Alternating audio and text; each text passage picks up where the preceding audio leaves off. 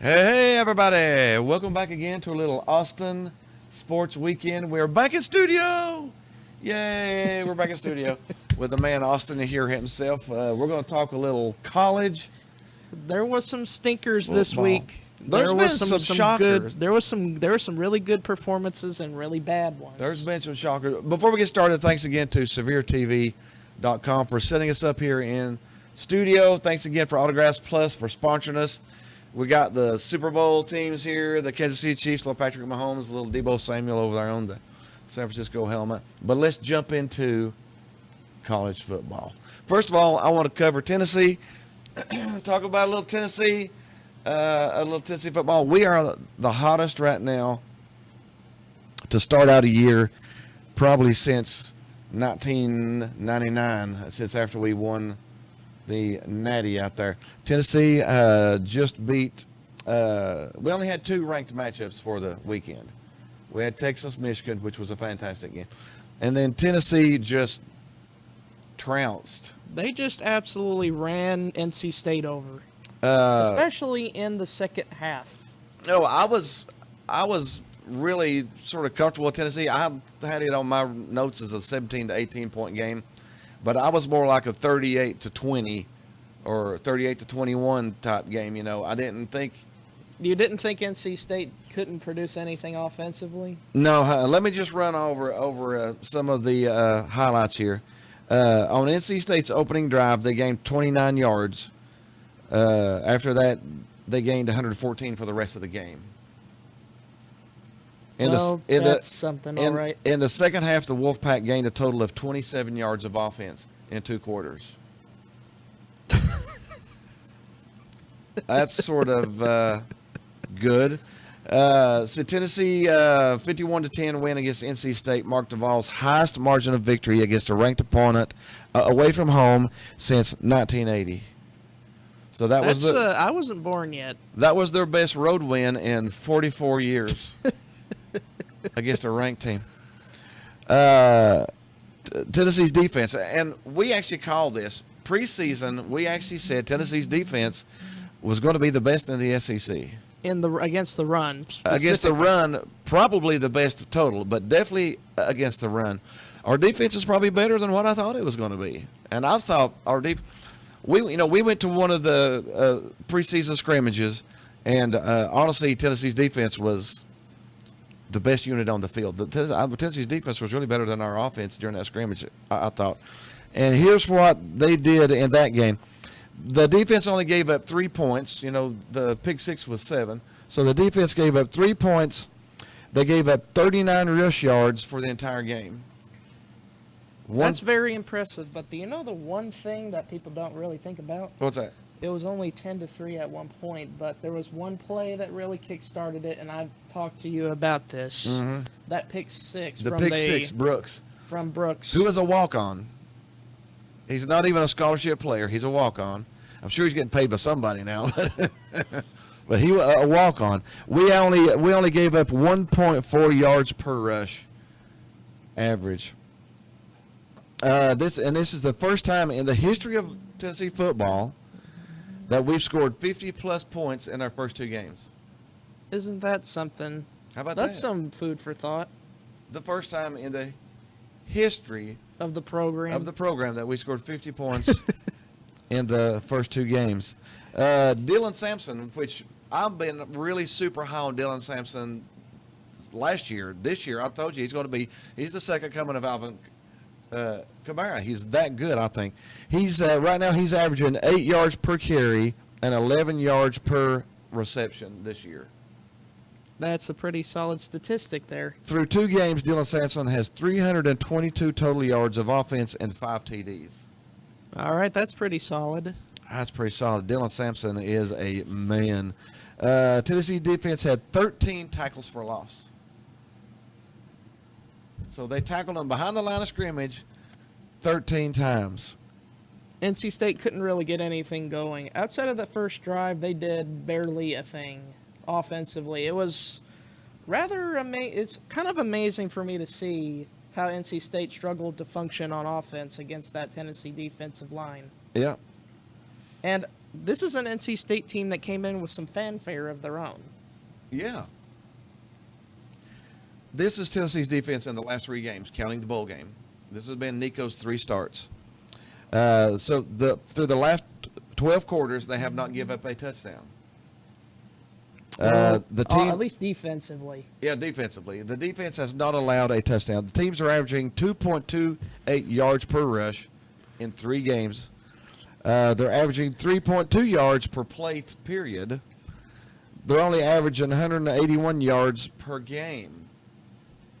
And teams are 6 of 41 on 3rd down. So we're only giving up 14.6% on 3rd down. The main statistic there that you hadn't mentioned is the 7 takeaways. We have 26 tackles for loss in 3 games. The takeaways are the big thing. 9 sacks and 7 takeaways. For those who don't understand what takeaways are, that's pretty much another term for turnovers. Fumble or interception. That's an emphasis I wanted Banks to do this year, is to force turnovers.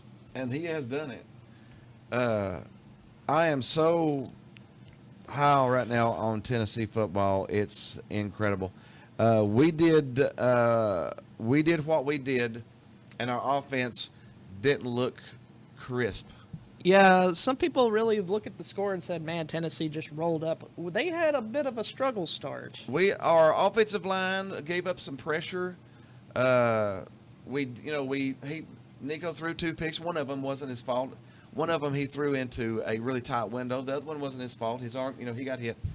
But our defense is mid-season form. Well, If our offense, it stopped them from it stopped them from getting into the end zone quite a few times. it did. I mean, how many points would we have scored if we would have been on hitting every cylinder on offense? Well, that would be hard to think about at the moment. If our offense, if their efficiency catches up with our defense, we're going to be tough to beat by anybody.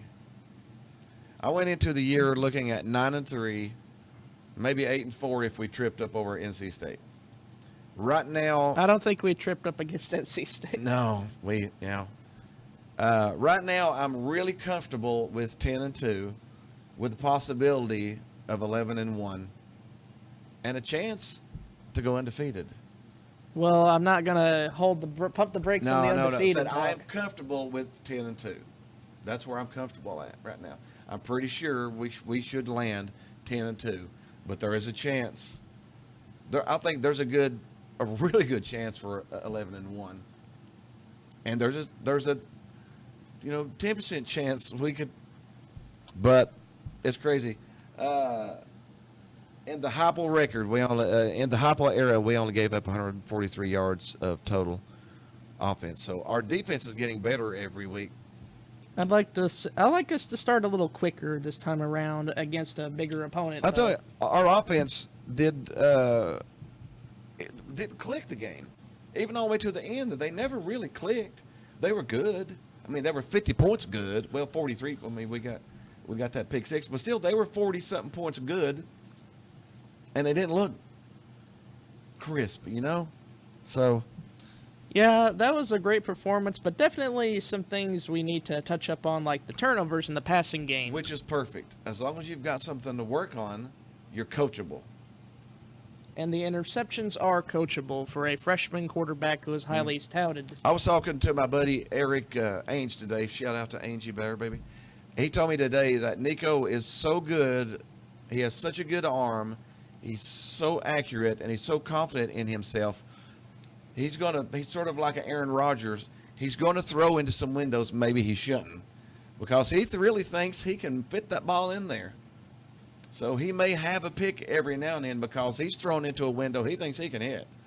So we may still have those, but if we win 52-10, I'm cool with that. Do you know one thing I've also thought about? Uh-huh. Some people thought NC State played badly. No, I No. don't think they played badly. I think they just got overmatched. They got overwhelmed. Offensively and defensively, Honestly, they got for overwhelmed. them, the ACC is going to be much more of a less bumpy ride. Halfway through the first quarter, they were over our defense. They were tired. You could see it. They were like, we've had enough. About halfway through towards the end of the first quarter, they had enough of our defense. All right, let's go ahead and jump on into the rest of the games. We'll do a little quick recap here. Texas, Michigan. Talk about a mollywop. That was a drubbing too. That man. was a beating. We were both worried about Michigan maybe being not as good because they lost half their team and all their coaches. We were worried about that. We didn't know it was the unknown. Texas put Michigan is not that good. Texas put their horns right down their gut, if you know what I mean. Texas put in some backups in the third quarter at Michigan. Texas really just looked like the better team. Texas is the better team. On paper and on the field. They were. Texas is a contender to win a national championship this year. They are. Georgia, Texas. So far, Georgia and Texas are the two that have really. And Georgia and Texas play each other this year. That's going to be so good. In Texas. That's going to be so good. Bowling Green, Penn State. We got to do it. Big game, James. I thought they were going to lose against Bowling Green. That would have been my stinker of the week if that happened, but we'll save that for later. We've got another stinker of the week, though. So Penn State, I'm still. It's big game James Franklin. I mean, eventually he'll beat the smaller teams that he needs to beat, and then he'll lose against Ohio State and Michigan and USC now too. Jumping on down, we had Tennessee take Georgia 48-3. Yeah, well, I guess roll on through that one. Yeah, we could just roll on through that one. Georgia had no problems. Yeah, Tennessee Tech. I mean, that was pretty 45-point easy. Let's get to this next one. This one was a pretty exciting one whenever we looked at the scoreboard and looked at the game. Yeah, Northern Illinois, Notre Dame. Shout out to the Northern Illinois fans out there, the Husky Nation. Husky Nation, man. What a win. Notre Dame paid them $1.2 million for the Huskies to come in there and beat them. 16-14. They ordered a $1.2 million L. Got served on a silver platter. Here's your L, sir. Notre Dame does this every single season. They get you high. They get your hopes way up to the ceiling up here. I didn't think it would be Northern Illinois, though. You didn't think Northern Illinois to me, no. I mean, you have some letdown coming off to the big game. You know, Notre Dame did play. But not like that. No. not enough to lose to Northern Illinois at home. They only scored 14 points at home. It's worse than you think. They lost 16-14. They didn't lose 38-37. They lost 16-14. Northern Illinois outgained them in total yards. Northern Illinois, outgained them in terms of yards per play, outgained them in terms of passing yards, in terms of quarterback play was even better. I mean, Northern Illinois was the better team. Deserved the victory because they played better. And Notre Dame's really got to fix themselves here. Well, Notre Dame went from a 90% chance to make the playoffs to a 3% chance to make the playoffs. What a drastic drop in one game. All right, we had Baylor, Utah. Utah pulled out. Baylor's definitely down right now. Utah won that by 11. Honestly, I thought it would be more than that. Utah's tough to go play at. Middle Tennessee State. Ole Miss completely ran them over. 52-3. Ole Miss is really, really good. We don't know how good Ole Miss is yet until we see them play. They've looked sharp, though. But they've looked sharp. They have. Florida A&M, Miami. Speaking of looking sharp, is better than we thought they were going to be this year. They're a top 10 team. Miami looks pretty solid, though. They do look solid. Their transfer quarterback, Cam Ward, looks pretty solid, though. Florida State passed up on Cam Ward. I heard that. And they took DJ Ukulele. Ukulele or Uiagalele. That's how you That's how you say his name. So but Miami's looking Miami's looking ACC champ. They look like the best team in the conference. They do. South Florida, Alabama. It was close until the fourth quarter. Do you know who Alabama faced as the opposite head coach on the Golish. That's a guy I'm proud of. Golish was the offensive coordinator for Tennessee when they beat Alabama. And now he's here at South Florida, and he's getting looked at. It was actually, for head coaching jobs. It was 27 to. I mean, in the fourth quarter, it was like a 10-point game. It was a 2-point game, actually. Yeah. Mm-hmm. And I'm kind of proud of Golish and what he's done with South Florida. He's took a program that you want to know what scares me? We wouldn't even know Florida- about them otherwise. Florida's going to get rid of Sunbelt Billy and hire Golish, and we're going to have to play Golish at Florida. That's what scares me. I don't know if Florida would look at him. Probably not. Buffalo, Missouri 38-0. They pretty much handled Buffalo like they should. Again, Missouri has got a really soft schedule this year, so we won't know what they're made out of until really towards the end of the season, really. Too much. Western Michigan, Ohio State. Ohio State did their job. 56-0. That's that pretty was much like what you need to do. They did what they're supposed to do. Now, Houston, Oklahoma. I thought Oklahoma was going to lose to Houston there for a minute. It just it was a squeaker, 16-12. 16-12 against a Houston team that lost to UNLV the other week by 20. Yeah, that's worrisome. Oklahoma's worrying me a little, and honestly, Tennessee's going there in 2 weeks, so that'll be an interesting game. But we won't get into but that. But not as worried as I am about this next one. Boise State, Oregon. I thought Oregon was really going to lose. They honestly should have lost. Well, Boise State isn't a pushover, but Boise State's not a giant killer this year, though. They're not supposed to be as good this year as they have been. And Oregon only won 37-34, and they had to do that in the last minute. There's got to be some huge red flags about Oregon. Oregon went from like the top 5 teams starting out to where they're top 15 now, but that's it. And you question that. I question that very much. Yeah. I mean, they haven't played very well. No, last we got Utah State, USC 48-0. That was pretty. They were riding high off of that LSU win. Yeah, that was pretty easy. Jumping into. We need to mention the stinker. Oh, our stinker of the week. Without a doubt, Kentucky. What happened? What happened? I'll tell you what happened. They had a quarterback that threw for 3 of 10. Here we go. For 30 yards and a pick. That's his whole stat line for 4 quarters. So I've got one here for you, and I think I showed this to you once. Oh, goodness gracious. The Kentucky quarterback, Brock Vandegrift, was 3 of 10 passing for 30 yards and an interception. He was negative 29 rushing yards, so he was a total positive for 4 quarters, 1 yard. He had 1 positive yard. 1 yard? 1 yard. You gotta be kidding me. One meager yard? He averaged a quarter of a yard per. I'm wondering if their offense went out of the Stone Age or something, because 1 meager yard of offense in 4 quarters from your quarterback. That's had undeniably. That's just pathetic. You had 1 yard. Honestly, I mean, that's the word I got to use for that. South Carolina came off of struggling against ODU to pants Kentucky at home. I thought completely. Kentucky was going to beat South Carolina by 20, to be honest. I really did. But South Carolina did the reverse Uno card. You know that Uno reverse? The Uno reverse, yeah. They reversed a 25-point shellacking. So, yeah, Kentucky is definitely our stinker of the week here. When you have a quarterback have that stat line, how do you not get the stinker of the week? It's terrible. Let's go ahead and jump on into next week here. Tennessee's playing a cream puff. They're playing Kent State at home. Tennessee's favored by 49. Honestly, you want to pick that line? They will probably beat them by more than 49. Kent State is like 133rd out of 133 teams. They have looked pretty awful. They're terrible. Alabama at Wisconsin. I think that will be an interesting game. I think Alabama's going to win. Will it be a struggle? I don't. They're favored by 16. I honestly think Alabama probably pulls that. We have Kansas State, number 14, against number 20, Arizona. Yeah. Kansas State that's actually a Friday night game. We got a Friday night game.